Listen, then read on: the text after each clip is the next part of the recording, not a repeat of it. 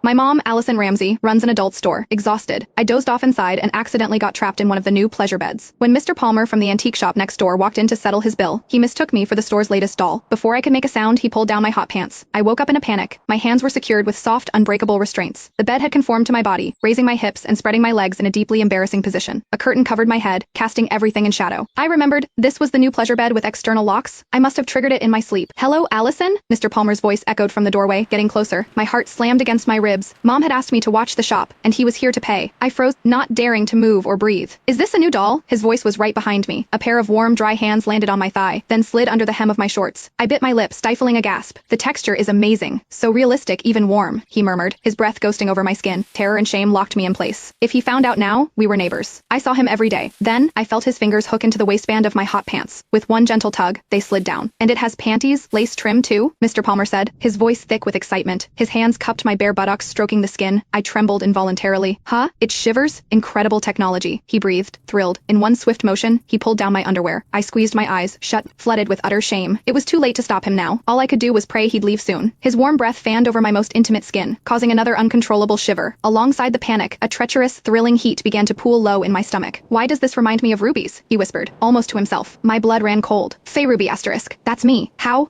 would he know?" Before I could process it, his calloused thumb brushed over my most sensitive spot. A jolt of electricity shot through me. I bit my lip harder, trying to silence the soft gasp that threatened to escape. His breathing grew ragged behind me. The wet, heated slide of his tongue traced a path that made my toes curl. My mind was screaming, torn between the need to shout for help and the paralyzing fear of discovery. Then, his hands withdrew. I heard the faint rustle of clothing, the clink of a belt. My heart stopped. A moment later, faced something unmistakably hard and heated pressed firmly against me, not with curiosity, but with clear, deliberate intent.